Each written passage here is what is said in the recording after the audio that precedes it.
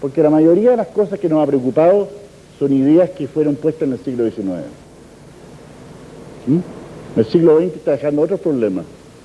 La ecología no es un problema del siglo XIX. Los problemas ecológicos se inventaron en el siglo XIX, inventando la noticia de la conquista de la naturaleza, la conquista de América, la conquista. Pero hoy día estamos entrando a una etapa distinta. Estamos entrando en una etapa en que el hombre, el problema central no va a ser el conocimiento, va a ser la invención del mundo, de un mundo que cohabitamos.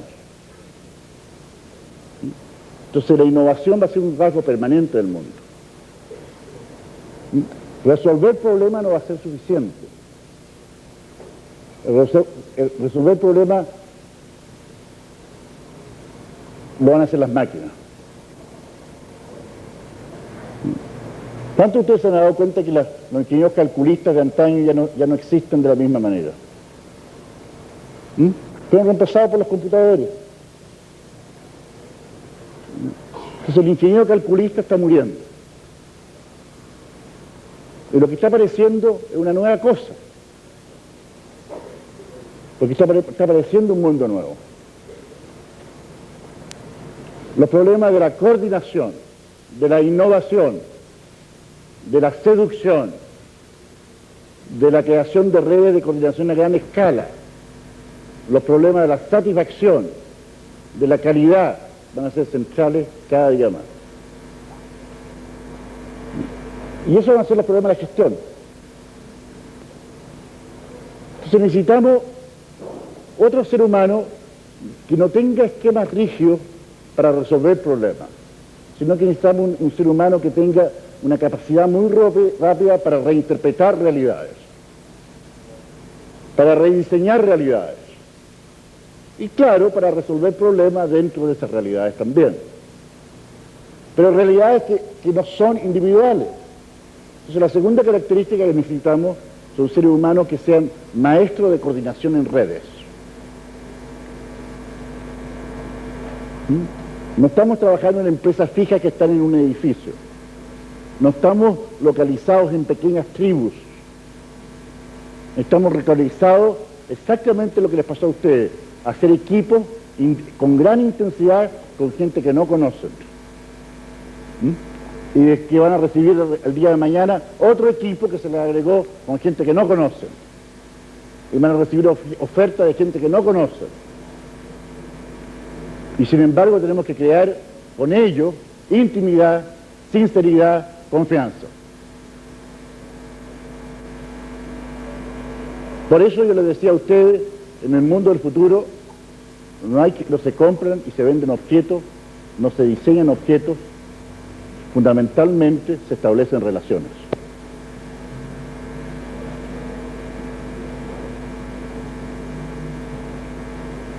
Ustedes van a ser claramente los trabajadores de ese futuro.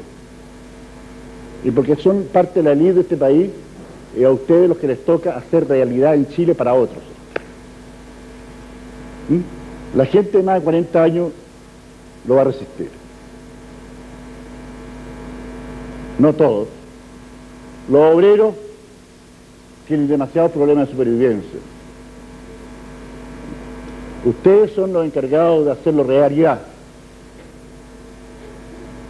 Y eso es lo que este curso ha tratado de mostrarles, cómo ese mundo es, cómo ser posible y producirle los quiebres. ¿Dónde está el amigo este que decía que tenía problemas de volver al otro mundo? De eso se trata.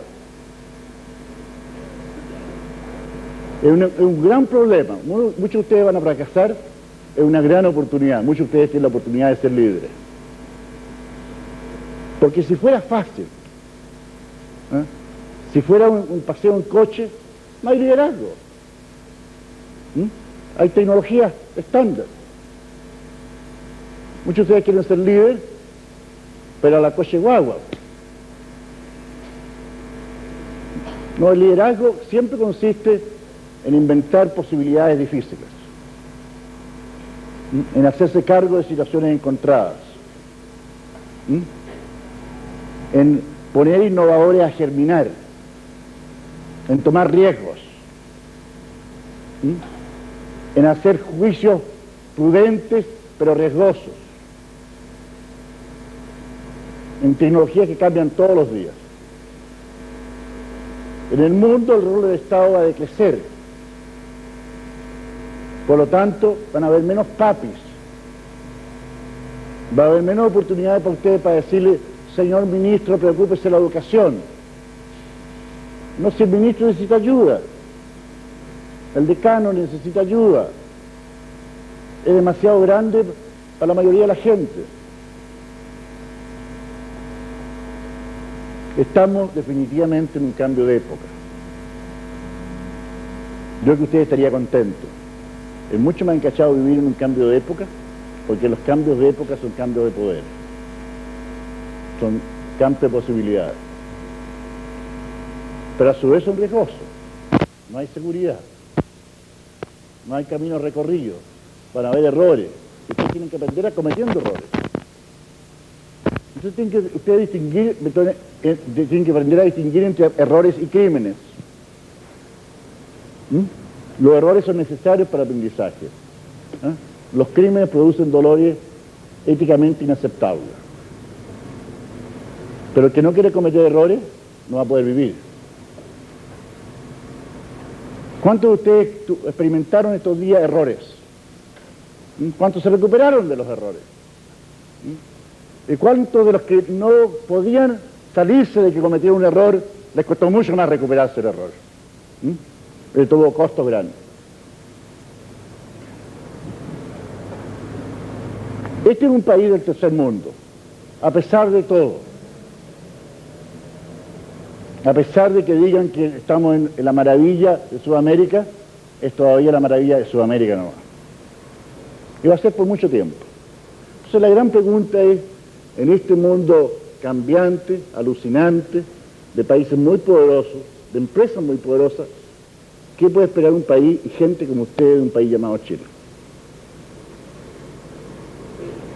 Y si uno pone las cosas en estos términos, uno dice, es fácil caer en la sensación, en el estado de ánimo de sentirse absolutamente abrumado.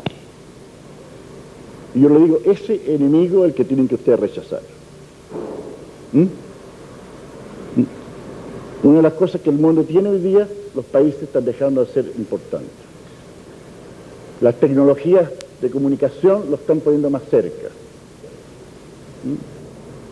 Por lo tanto, muchos de ustedes, para poder funcionar, van a tener que armar sus redes fuera de Chile. No vivir fuera de Chile, armar sus redes fuera de Chile. Pero una de las tendencias nefastas y funestas que se ha impuesto en Chile en los últimos 20 años, por dar un número, y no quiero meterme en las cosas políticas, no lo quiero hacer coincidir con Pinochet, yo creo que el problema viene de antes de Pinochet, se aceleró ahí. Nosotros somos una isla autocentrada, mirándonos el ombligo. Recién Chile está descubriendo México, weón. Recién están descubriendo que México es una ciudad que tiene como 20 millones de habitantes. Cuando los amigos mexicanos me dicen, oye, es que el problema con Chile es que están chicos, son como 3 barrios de Ciudad de México. ¿Quién de ustedes ha vivido en México? ¿Roberto Donoso está aquí? Es cierto, ¿no es cierto? Que si ponemos a todos los chilenos, son todavía quedan varios barrios de Ciudad de México libres. Recién están descubriendo que la industria de Monterrey es grande. Recién están descubriendo que los mexicanos son una potencia industrial y una potencia intelectual. Claro, tienen bigote y hablan mexicano, y eso a nosotros nos parece raro. Nosotros somos una isla extremadamente prejuiciada, pero es nuestra tierra, es nuestra isla, y la única razón que estamos aquí todos estos días es fundamentalmente cariño. Yo creo que usted ha notado ese cariño por Chile que todos ponemos, pero el cariño tiene que convertirse en seriedad. De todo lo que uno de ustedes la mañana habló durante el ministro Bien, dijo, que fue una niña que estaba sentada a este lado. ¿Quién fue? Tú fuiste, Tatiana. Claro, uno tiene que aprender a mirarse las cosas que no le gustan, las cosas que oculta, y mirarlas con alegría y transformarlas en posibilidades. Yo creo que Chile tiene una ventaja bien grande con respecto a otras naciones, a pesar de ser un país chico, es porque en el medio de este cambio, algunos chilenos, y yo voy a nombrar tres, que son Maturana, Varela y yo, hemos sido capaces de ser interlocutores en la conversación intelectual sobre el conocimiento. Que no es sobre el conocimiento entendido como un fenómeno del siglo XIX, es sobre el conocimiento entendido como acción e innovación. Yo estoy cierto que me he ganado la vida en Estados Unidos de manera muy difícil, porque he tenido que competir con gente muy capaz, mucho más formada que yo en algunas áreas, y la única manera que yo podía tener algún éxito era tener un discurso que hiciera más sentido al mundo del futuro. Y después de mucho tiempo he logrado, creo, encontrar eso. He estado sosteniendo por mucha parte del mundo que esta crisis del mundo no es una crisis de cosas, no es una crisis política, no es una crisis de la economía, no es una crisis de la ecología, es una crisis del sentido común. La manera de pensar que hemos adquirido, que hemos heredado, crea los problemas que generamos todos los días. Por ejemplo, en el caso tuyo, ¿no es cierto?, el escepticismo, que en el caso de Galileo lo transformó en gran ciencia. Un buen científico tiene que ser escéptico, pero el escepticismo llevado al sentido común se transforma en desconfianza, prejuicio, cinismo. Y prejuicio y cinismo, póngale 40 años de edad y usted está muerto, señor. Usted es Mr. Nadie. Por eso yo lo incito a que ustedes no se declaren jóvenes, ustedes ya son viejos. Viejo quiere decir que ya están en condiciones de ser responsables, porque nadie, les digo, se va a hacer cargo de formarlo a ustedes si ustedes no inventan su propia educación. Y eso yo creo que ustedes deberían darles esperanza. Lo que han visto estos días en el curso son un pequeño rayo de luz dentro de los fundamentos de ese mundo nuevo. Lo que han visto dentro de las discusiones que hemos tenido acá son un pequeño apertura de lo que es posible. Ustedes son demasiado ignorantes y son demasiadas personas y tenemos demasiado poco tiempo, todos esos factores juntos, para poder enseñarles responsablemente lo que tienen que aprender. Pero hay un curso suficientemente intenso para que ustedes tengan las preguntas que no tenían de dónde pueden aparecer. Hoy día en el mundo hay mucho más posibilidades de ser alguien a pesar de ser de Chile. Antes era muy difícil. Si fíjense las publicaciones de cualquier cosa, hay muy pocos latinos, hay muy pocos chilenos, ¿no es cierto? Y no es, claro, porque para estar en el mundo, para inventar, para innovar, el secreto está en estar presente en las conversaciones donde el mundo se inventa. No se es cantante de la ópera cantando en el municipal toda la vida. No se es director de orquesta dirigiendo la filarmónica. No sé un computer scientist genial trabajando con software local. No sé etcétera, etcétera. Y eso es así, tenemos que entenderlo. Lo único que nosotros es propio es nuestra comunidad, nuestra geografía, nuestra tierra. El gran desafío del futuro de Chile va a ser cómo seguimos siendo chilenos a pesar de que somos chicos. Cómo seguimos siendo chilenos a pesar de que no somos del primer mundo. Cómo seguimos siendo chilenos teniendo identidades desde fuera y viviendo en Chile. Ese para mí es el problema que me preocupa. Yo, por ejemplo, no he querido nacionalizarme americano, sigo siendo chileno, vengo 4 veces al año, más no puedo. Porque venir más me desconecto de las conversaciones donde tengo que estar presente, donde aprendo, donde he ido secando el material para poder hacer lo que hago. Así que es un problema que vamos a tener que resolver. No podemos seguir pensando que las universidades van a ser islas separadas cada una. Estas universidades tienen que estar envueltas con otras universidades. Tenemos que tomar los medios electrónicos que están apareciendo para que todos ustedes, al mismo tiempo que son estudiantes de aquí, son colegas de gente de otro lado, están conectados con otra gente. Yo había traído en la mañana para que Claudio Teitebol hablara aquí. Desgraciadamente los tiempos no funcionaron, llegaron al mismo tiempo con Lagos y no hubo tiempo. Pero Claudio, conversábamos la otra vez, él no puede ser físico si no sigue conversando con 50 o 60 personas que hacen la física del mundo en que él trabaja. Lo cual significa que tiene que pasarse cada 6 meses, un mes en Princeton, ¿no? Y cada 6 meses en 3 o 4 conferencias hablando con esta gente. Esa es la manera de ser físico. Eso es bien bonito porque eso es más socialista que cualquier cosa. El ser humano es en sus ideas la conversación que somos. El ser no pasa dentro de la cabeza. El ser pasa en el entorno de nuestras relaciones, de nuestras danzas, de nuestros bailes, de nuestras ideas, de nuestro conversar sobre el devenir. Ahora, si ustedes quieren aprender bien alguna de estas cosas, van a tener cada uno de ustedes, ya el que quiere ser dirigente político, el que quiere ser experto en gestión, el que quiere ser experto en informática, el que quiere ser profesor universitario, el que quiere ser líder empresarial, el que quiere estar en cosas internacionales, cada uno de ustedes va a tener que decir, yo tomo el bastón y me voy a transformar. Tienen que salirse de la cagadita mental, enséñenme el conocimiento para ir a aplicarlo segurito y para que mi papá me apruebe.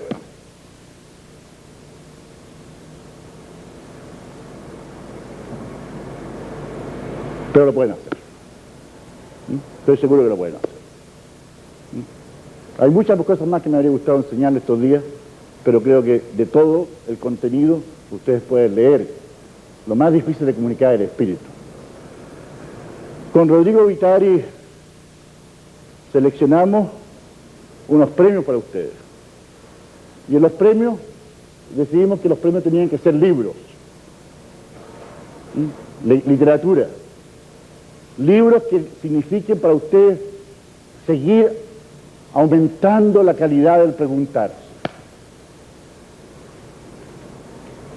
No quiero darles libros de respuestas, les quiero dar libros que les sigan aumentando la calidad de preguntarse.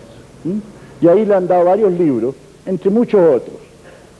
Le han dado libros de Maturana, libros de Toffler, un famoso libro sobre la estructura de revoluciones científicas por Thomas Kuhn, que se lo recomiendo, es del año 62 ese libro, se lo recomiendo a toda persona que se llame científica. De un deber que tienen que leerlo. En fin, varios de esos libros, hay algunos libros míos también hay. Pero yo les aconsejo que ustedes se organicen, creen grupos, creen equipos, háganse preguntas y mezclen una capacidad de patas con prudencia. Patas para atreverse, prudencia para ir calibrando las promesas. Antes de terminar esta sección, quisiera que me hicieran preguntas sobre esta parte. ¿Quién tiene alguna pregunta que lo... ¿sí? Soy Francisca, soy profesora y quisiera hacerle una pregunta con respecto a la educación. Sí. Que aquí en Chile llevo 1 año trabajando y cuando me enfrenté a trabajar me di cuenta que todo lo que yo había aprendido en la universidad no me servía. Por ejemplo, a nosotros nos enseña en la universidad que hay que respetar al niño, su propio ritmo de trabajo. A mí me pasó que el primer semestre, con ese sistema nadie trabajaba. Entonces, ¿cómo puedo ser yo como profesora para buscar nuevos medios para, digamos, mejorar la educación en Chile? Porque realmente cada vez nos vamos a quedar más atrás. Ya, pero tú tienes que tener, a través de tu fracaso, alguna idea de por qué, por lo menos, lo que vendiste no funciona.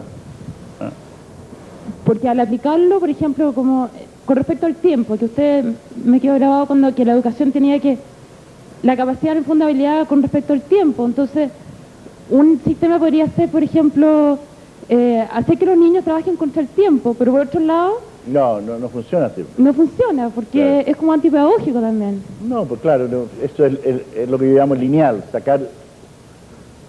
Cuando alguien dijo en la mañana al ministro que estos cursos debían hacerse con niños de 5 años, le dije, no. Pero, en fin, estaba muy entusiasmado, lo entendí yo. Porque en el fondo yo me siento que tampoco estoy como tan preparada tampoco como para hacer yo el cambio en los niños. No, pero mira, si el asunto es el siguiente. Nada va a pasar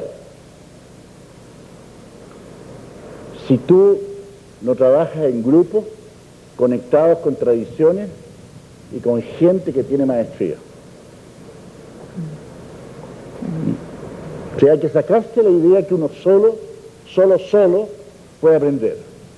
Hay que sacarse la idea de que uno solo va a leerse los libros correctos y leyéndose los libros correctos los va a aplicar.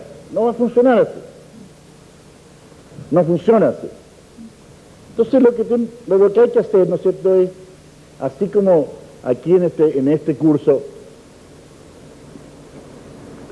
hay un pensamiento sobre la gestión y sobre la computación que está detrás de todo esto. Yo te digo, yo puedo decir responsablemente que la gente que nosotros, en mi equipo, me refiero a mi equipo fuera de Chile, que incluye los chilenos que trabajan conmigo aquí, mi equipo sabe mejor que muchas compañías hoy día en qué consiste la gestión y la computación en la gestión. Entonces, una de las cosas que yo me gano la vida es enseñándole a otras empresas eso. ¿Te fijas? Las empresas, las más grandes del mundo, las más excelentes del mundo, no tienen vergüenza de declarar que no saben y que están dispuestos a vender.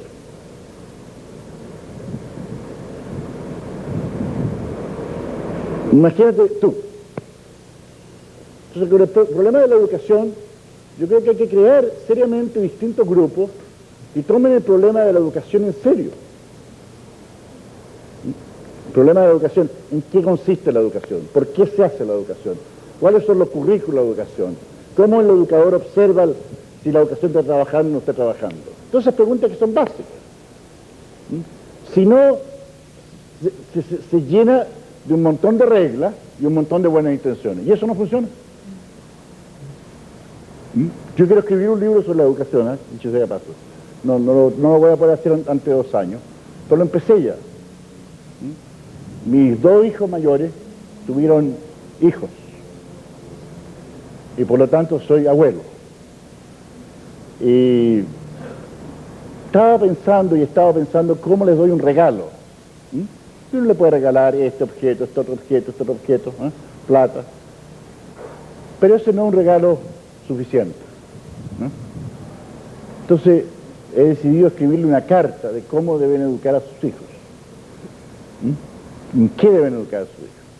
Una carta bien difícil. Por ejemplo, piensa tú en el contenido del currículo. ¿Cuántos de ustedes tienen hijos, los que están aquí? Bastante ya.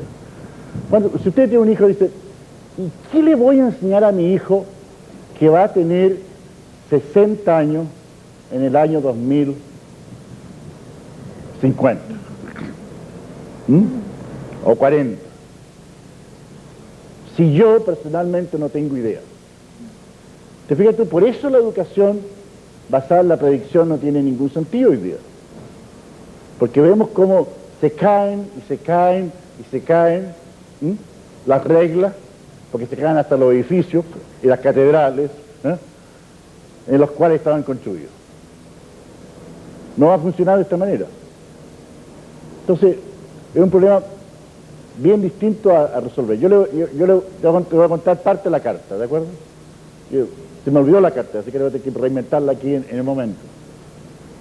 La carta decía, entre otras cosas, mire, una de las cosas que ustedes tienen que enseñarle a su hijo es lenguaje,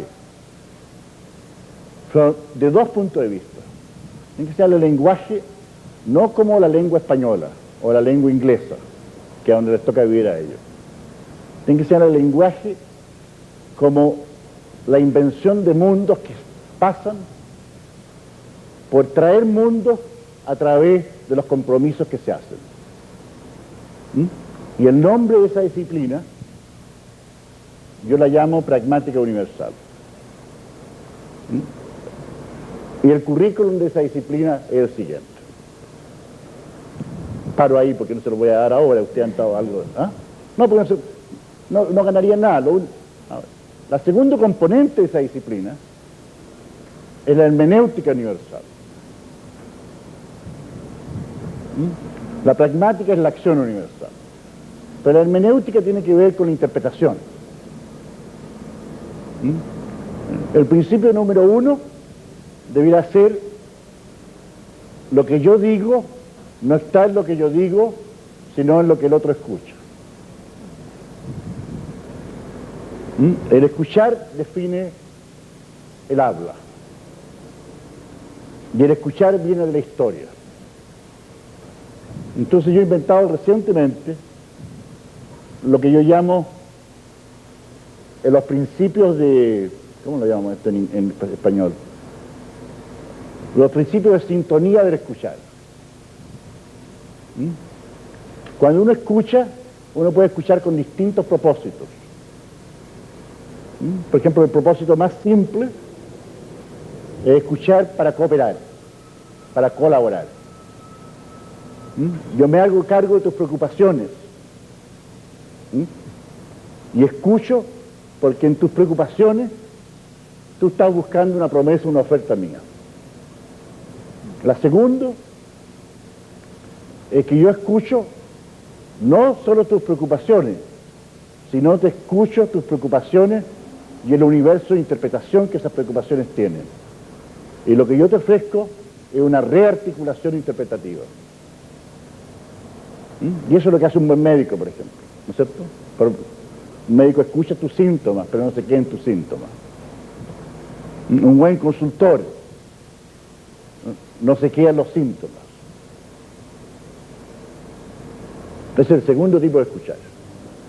Y hay un tercer tipo de escuchar, es que lo llamo: voy a escuchar para reinventar. Vamos a escuchar la anomalía, lo que no funciona, lo subterráneo, de tal manera que a lo mejor yo te puedo ofrecer a ti una nueva construcción de identidades, de juegos, de interpretación.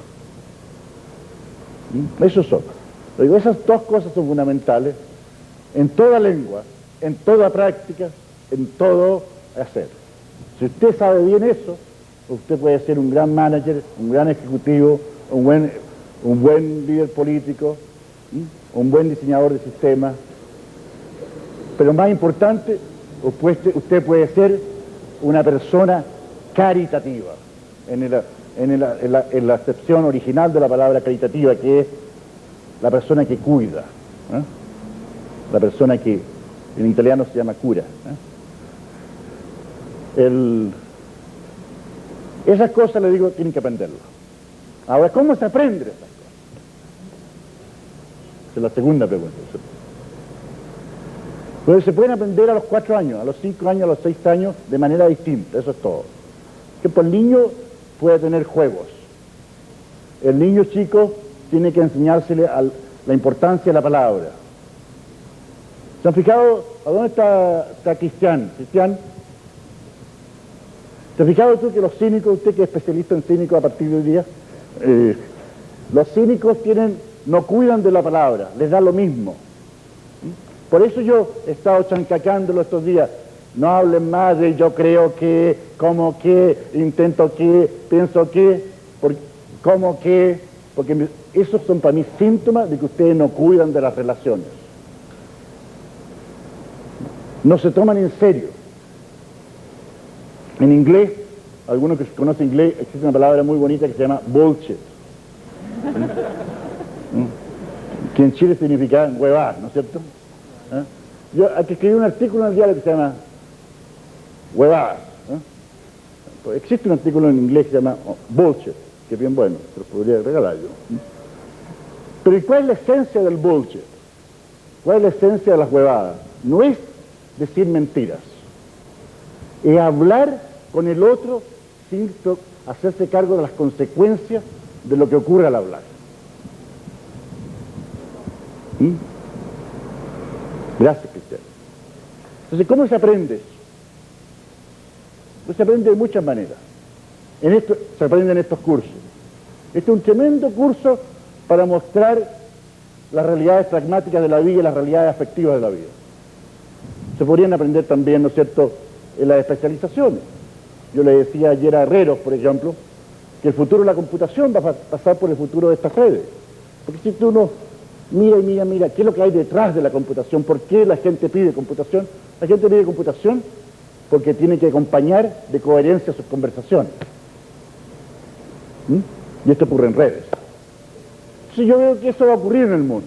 Yo estoy optimista respecto al estado del mundo a largo plazo. No estoy optimista a corto plazo. A corto plazo una descagada muy grande.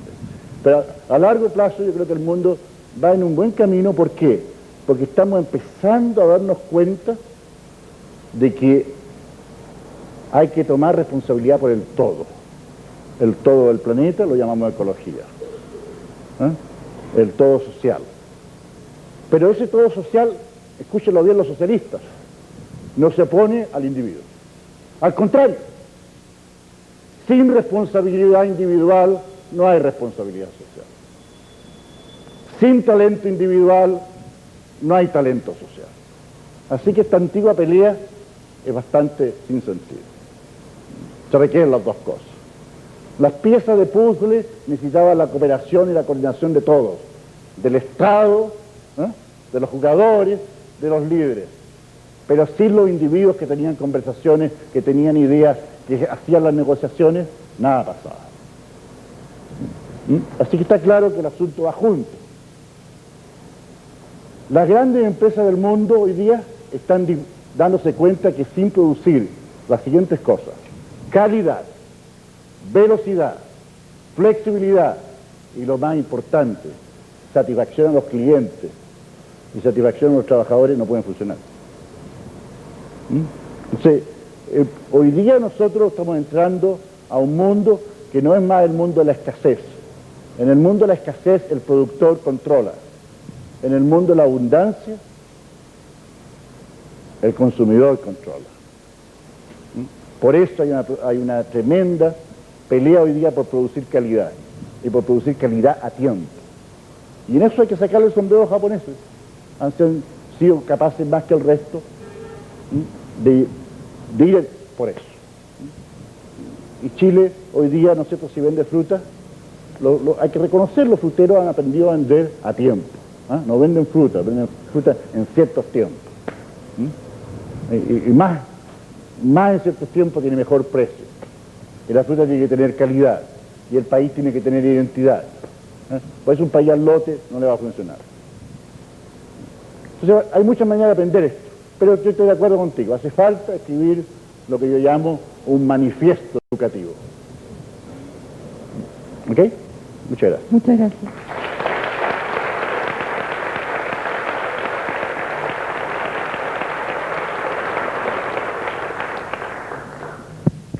Hola, me llamo Ricardo Monardes, soy egresado de arquitectura, y lo que quería decir, no tengo claro si es una pregunta o no, pero veo que lo que ha pasado en estos días es que se me han desordenado los esquemas, como declaré hace un par de días cuando hablé también, y las contradicciones que se me producen respecto a lo que hemos estado aprendiendo estos días y a lo que venía de atrás, es que cada vez que trato de entender o que me decido a entender lo que estoy aprendiendo ahora, veo que lo entiendo menos que antes. Así es, pero eso es un buen síntoma.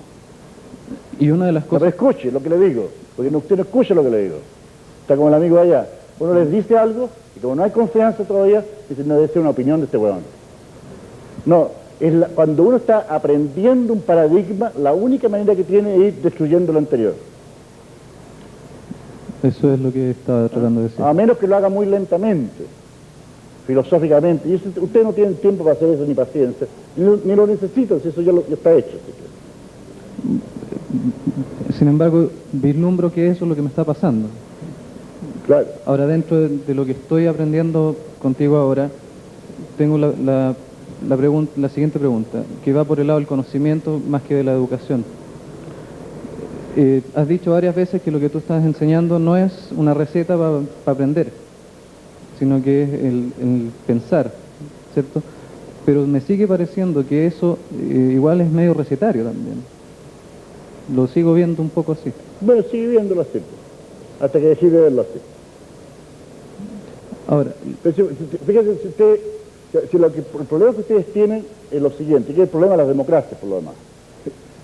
Nosotros creemos que para ser libres tenemos que tener opiniones de todo, incluso las huevas que no somos competentes. Incluyendo lo que no somos competentes todavía. Entonces, por eso la confianza es tan esencial.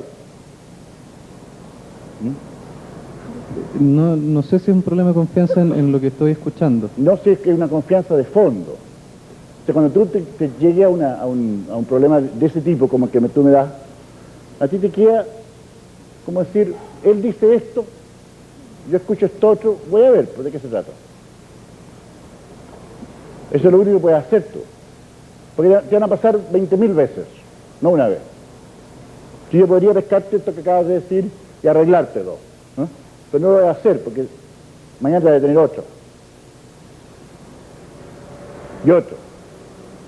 Entonces, solo hasta que tú logres entender cosas que a mí me han tocado años de poder darme cuenta bien de cómo eran. Y todavía sigo peleando con algunas de ellas. Pero voy a darte un ejemplo. Te voy a dar un ejemplo. Dime, ¿se puede ser comerciante sin saber hacer ofertas? ¿Qué piensan ustedes?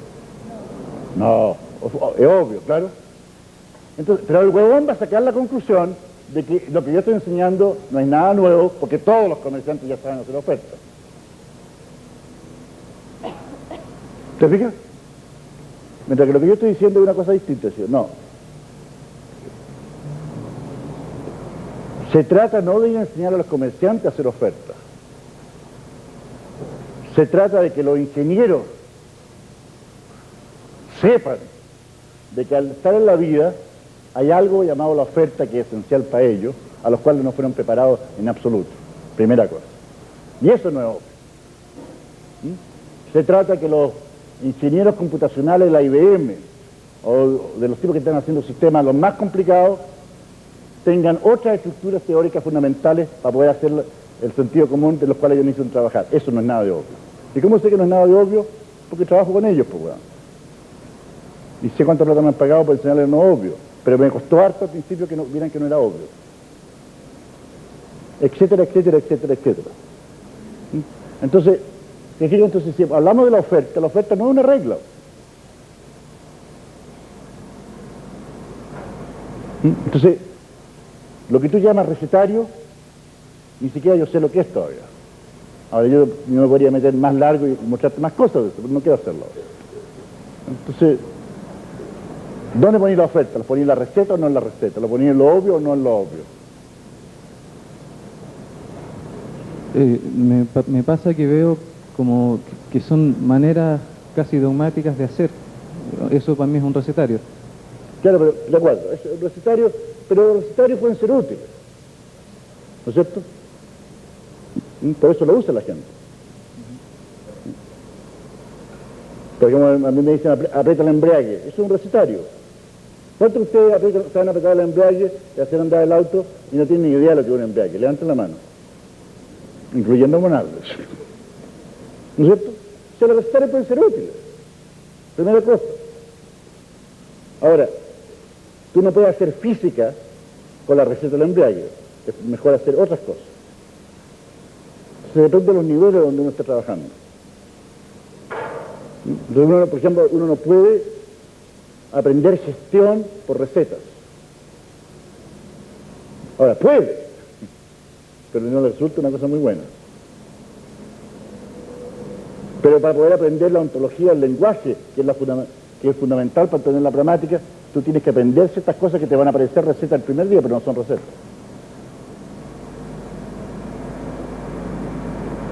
¿Ok? Hasta ahí. Ya. Gracias.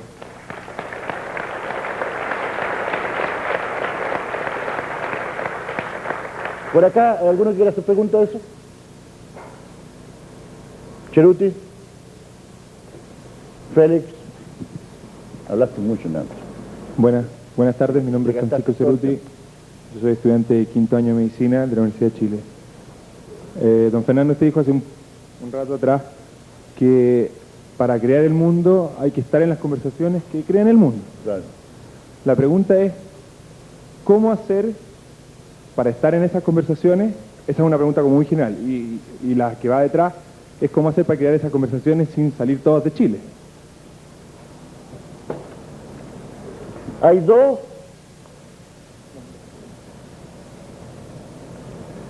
dos grandes sistemas conversacionales en el mundo. El primer sistema conversacional del mundo es el pragmático, o de la acción, o de los negocios, que quieren ponerlo otro nombre. Si lo reducimos, este sistema a los negocios, pero en los negocios en un sentido amplio, pues incluye los hospitales y la medicina, la educación de todos los días. Ahí la esencia, ¿no es cierto?, de este circuito es los 4 loops que yo te decía anteriormente. Y para poder funcionar en ese mundo, en la medida que hay un mercado libre, tú no puedes dejar de funcionar si tus promesas no producen la satisfacción que dicen que pueden producir, por las cuales tú tienes clientes. ¿Estás de acuerdo? Eso lo entiendo. Ya. Entonces, la primera pregunta a tu conversación es que todo lo que estamos haciendo en el mundo pertenece a esta red. Por ejemplo, pensemos, tomar un problema bien sencillo. Suponte tú que encontramos a alguien que hace bonitos chalecos. Si tiene pocos chalecos, los puede vender en unas tiendas por ahí, en el barrio alto. Pronto se va a encontrar con que esa red es limitada. Si quiere subir el nivel de ingreso de la gente, no va a haber más chilenos con los que va a pagar, les puede comprar. Entonces va a tener que pensar irse a Buenos Aires. Pero en Buenos Aires, la verdad, pero marcas chilenas, a lo mejor no se venden en Buenos Aires. Y al final se va a encontrar que tarde o temprano tú estás compitiendo con Benetton, que tiene 8.000 negocios. Entonces, si uno quiere competir con Benetton, uno tiene que inventarse un nicho en el cual la conversación lo hace a uno diferente y similar. Competir significa eso, ser diferente y similar. Si no, no funciona. Esa es una conversación. La otra conversación es la conversación que llamémosla sobre la explicación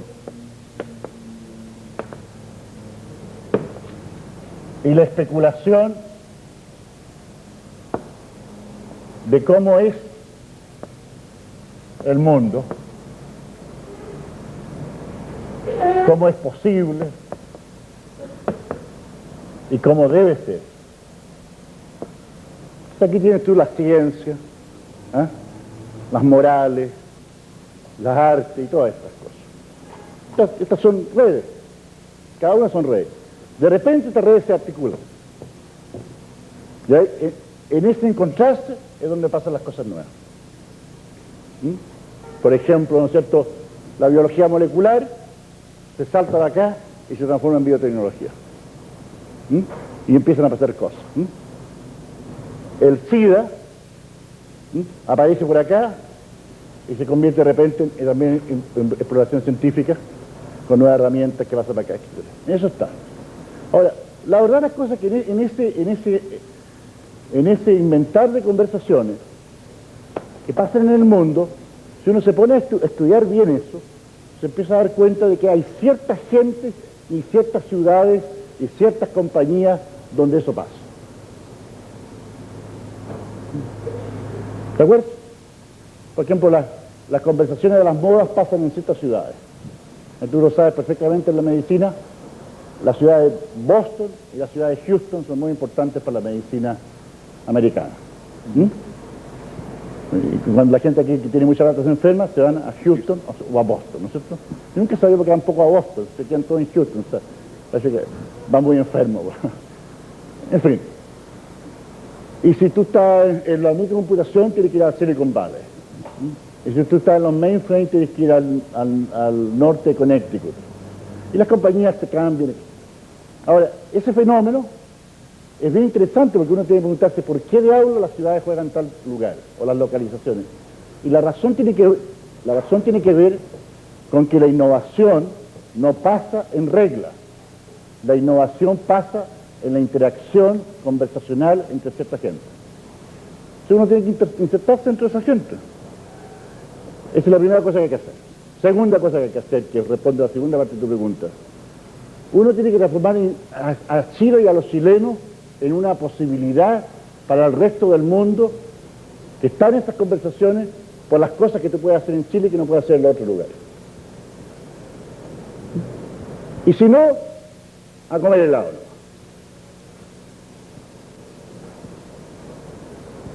¿Está claro? El Copelia, por ejemplo. El Copelia es muy interesante en el Barrio Alto, pero no es un centro de innovación internacional. El Copelia está esperando que llegue una cadena italiana de gelatos y los desplace. ¿Más preguntas de eso? Sí, su pregunta de anterior era, sí, ¿cómo ve usted la posibilidad de que, si, como no todos podemos, o Todos podemos. como no es tan, No todos podemos, biológicamente todos podemos. No todos lo van a hacer. Pues.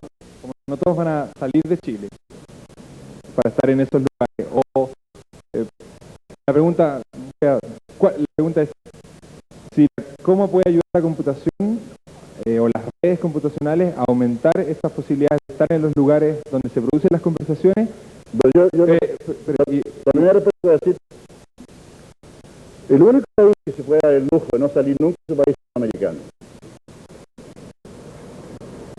Por eso los americanos son en general provincianos. Porque yo conozco un montón de americanos que no han salido nunca, están sentados en la MIT todo el tiempo. De Kansas City a MIT. Pero un chileno no puede ser un brillante profesor de ingeniería eléctrica.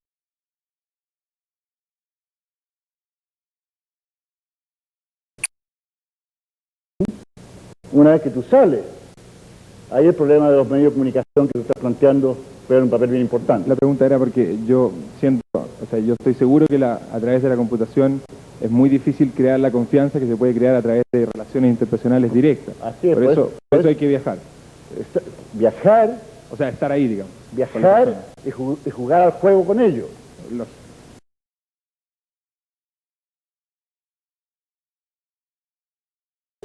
¿Qué pieza del puzzle tenemos con ellos aquí, weón? Okay. Y de repente ponen unas piezas un poquito mejor. Entonces te tiran más piezas, weón. Así van dando la cosa. Entonces soy claro de que en los problemas de tecnología no se puede dar excelencia viviendo aquí en Colgado, disputando paper entre la Universidad Central, la Universidad Santo Tomás de Aquino, la Universidad de Chile. No va a pasar nada, weón. ¿Estamos claros? Ok, muchas gracias. Buena pregunta, señor. Félix.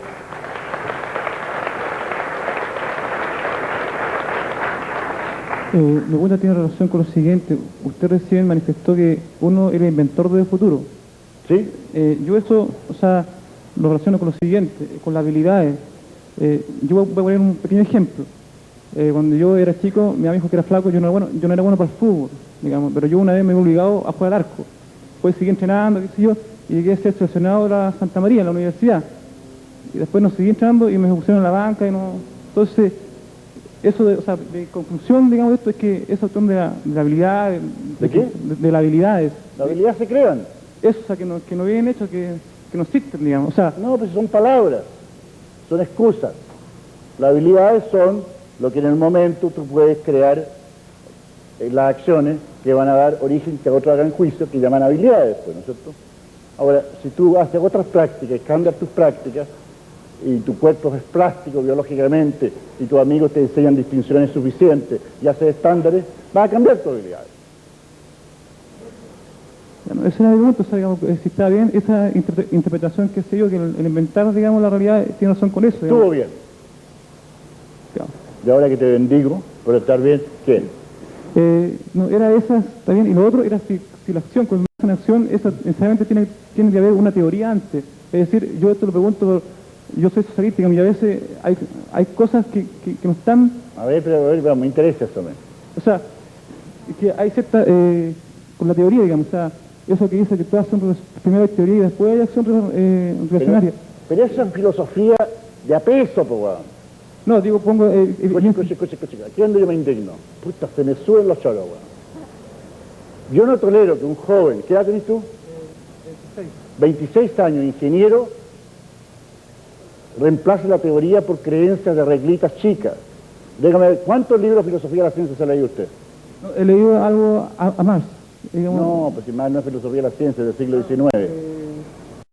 he leído pues, Peyton, digamos, ese de Kuhn, digamos.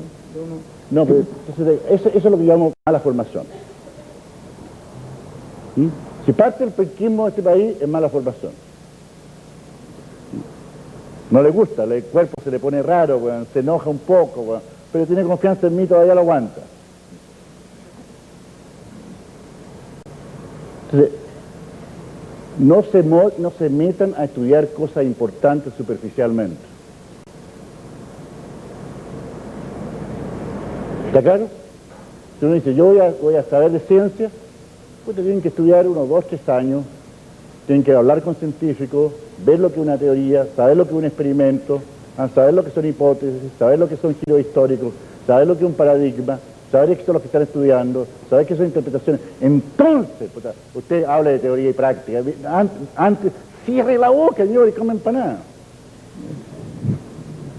Ya, No, si no me la quede todavía. no, o sea, no puedo... Sí, claro. Porque yo, me gusta leer eso, o sea,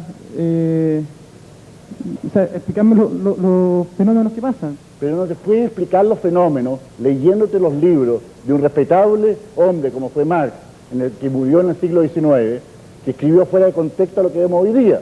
Acuérdate que Marx nunca vio ni los computadores, ni los láseres, ni la biología genética, ni los avances de muchas cosas. Entonces es un mal marxista andar citando a Marx. No, yo no cito, al contrario, a eso va mi pregunta, que hay ciertos fenómenos que ahora Marx ya no sirve ya. O sea, No, si a lo mejor sirve, pero hay que saber leerlo. Pero no todo, o sea, hay esta cosa, digamos, de la informática, yo sí, o sea, veo que ahí no encaja más, o sea, con lo que sé, digamos, poco de él. Mira, yo una cosa que aprendí de Marx y que respeto, que es la siguiente. Y si algunos podrían decir que yo soy súper marxista por la manera que hago las cosas, porque todo lo que yo hago es sobre la práctica, sobre la acción, sobre la reflexión, es un tema marxista, ¿no es cierto? Pero una cosa que aprendí de Marx fue la siguiente. Marx dijo, mire, las sociedades cambian radicalmente cuando las tecnologías, lo que él llamó las fuerzas productivas, se transforman hasta el punto que las antiguas relaciones sociales de producción ya no son más sostenibles. Y él da un montón de ejemplos. La industria moderna y el capitalismo moderno vienen juntos. Eso yo lo encontré genial. Lo estudié. Escribió muy poco sobre eso, pero escribió. Y algunos dicen que esa es la única ley importante sobre revoluciones que escribió Marx. Sin embargo, me he dado cuenta que el 99% de la gente que se declara marxista, y la gente que se declara dirigente político marxista, jamás, de los jamases, han tomado la transformación tecnológica de la computación y de las máquinas seriamente. No leen, no estudian, no practican. Y yo lo que yo sepa, Steve Jobs, el fundador de Apple, no es marxista. Y la gente que está haciendo esas cosas no son marxistas. ¿Qué quiere decir con esto? ¿Qué está pasando en nuestro mundo? Y sin embargo, yo creo que los temas que Marx puso son importantes. Es cierto.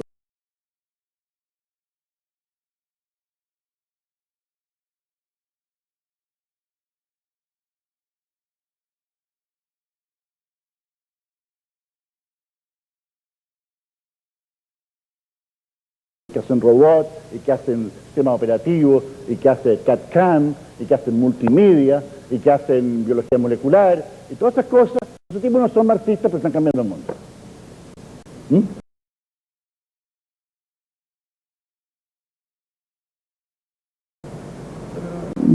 Yo aprendí con lo que dijo recién. ¿Ah? Aprendí con lo que dijo usted recién. A ver si para eso te lo estoy diciendo. Y con eso quedo conforme. Con eso quedo conforme. Para eso te lo estoy diciendo, para que aprendáis, ¿no? Gracias. Pero no me citen Marx, y no me den cantinfleos sobre la teoría práctica, y leer, estudiar seriamente.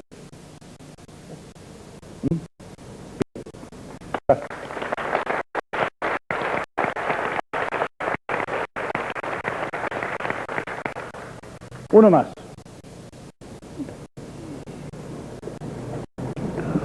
Mi nombre es Carlos Umaña.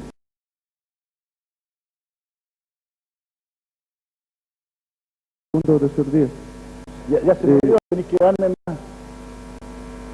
Usted mencionó Esa no es una pregunta, ¿te acuerdas? Es un tópico. Hay tópicos, el individualismo, el comunitarismo.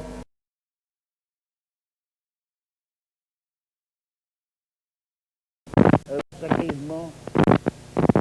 Pues ahora, lo que yo quiero saber qué es el individualismo y cómo afecta, por ejemplo, a la sociedad americana y su relación que tiene con su teoría sobre redes de comunicación.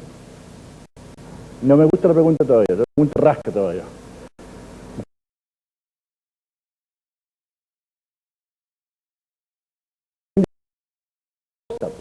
El individualismo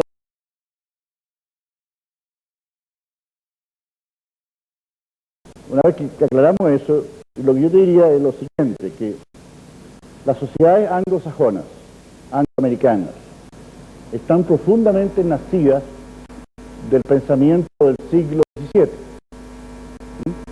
el pensamiento llamado liberal, cuyo principal teórico es Locke, que básicamente la sociedad está por individuos.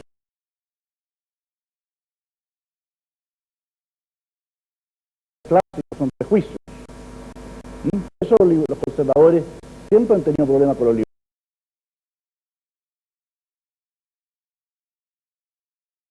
Y hay una derecha conservadora, ha habido siempre.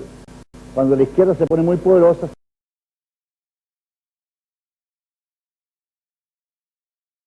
le muestra Juan Guagón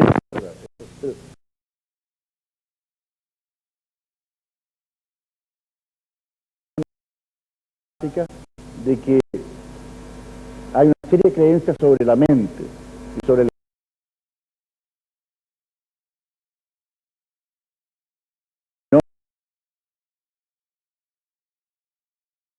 equivocado, no se dan cuenta los liberales muchas veces, los liberales de ese tipo,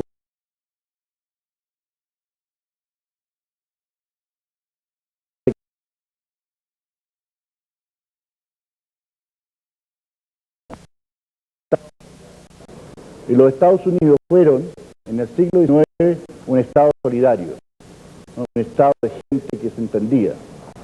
Y hoy día uno empieza a ver que en la sociedad americana empiezan a haber serios problemas, porque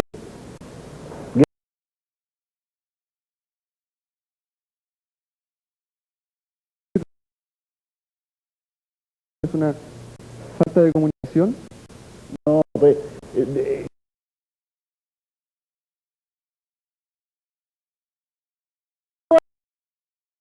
reducir toda la pregunta,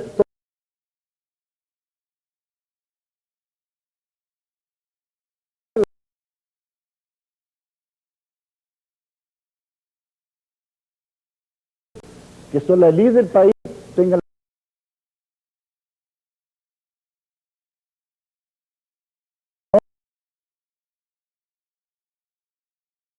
uno de los mejores libros que yo he leído es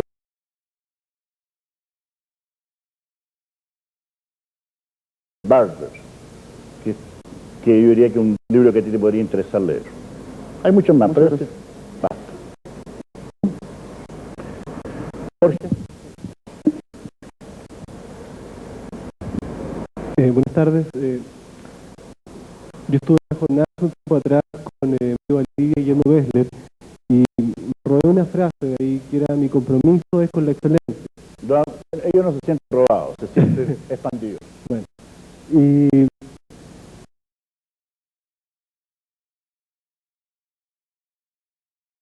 me gusta levantar en las mañanas. Entonces, cuando empezaba con mis conversaciones, tipo 7:30, 5 minutos más, empezar a esperar, me repetía la frase y me daba fuerzas para realmente cumplir con eso y ser mejor y tener mayor excelencia en lo que hago.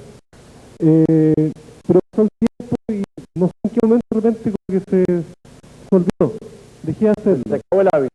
Sí. El hábito incipiente murió. ¿Mm? Mira, los técnicos en hábitos dicen que los que más saben de esta materia son los militares. ¿Quién de ustedes ha hecho el servicio militar? ¿Cuánto tiempo toma desde el día que el pelado llega el primer día hasta que le dan las primeras vacaciones? Ya. Según a mí me han dicho, el periodo mínimo de formación corporal son 6 semanas. En 6 semanas uno es capaz de tomar un cuerpo y transformarlo en un hábito que tiene y crearle un nuevo hábito. Pero tiene que ser 6 semanas bien intensas. Y normalmente la gente como a la segunda semana se cabrea. ¿Cuánto te duró a ti? 3 semanas. Funcionó la teoría.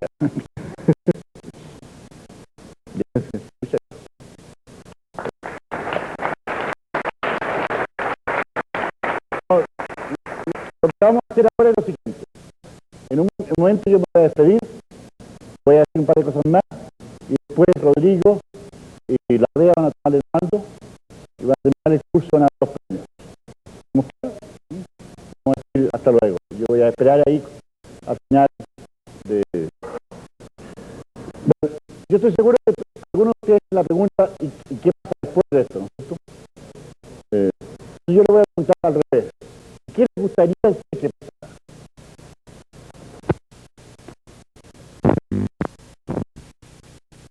Rapidito, toma mi micrófono bien rápido, rollo muy corto. Una de las cosas que aprendí acá es que cuando uno quiere hacer algo que no le funciona, se deprime y se echa. En la realidad esto resulta obviamente más traumático.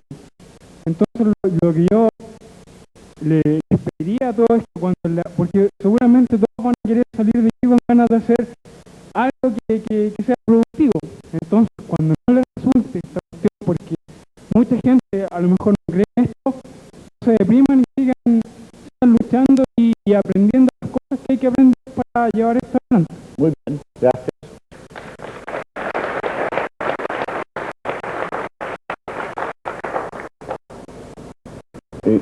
Después de la siguiente carrera, ¿qué más está detrás tuyo? A mí me gustaría saber cuándo va a volverse de nuevo.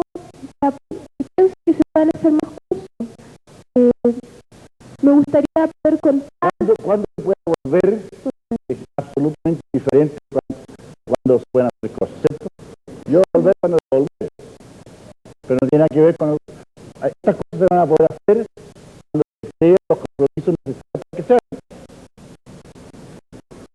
Esa es una pregunta equivocada. La pregunta que tienes que hacer tú es ¿quiénes y cuándo tengo que empezar a organizarme para crear este compromiso? Y después cerrar la fecha. ¿Y con quién y cuándo se puede hacer el compromiso? Eso lo tiene usted, no mío.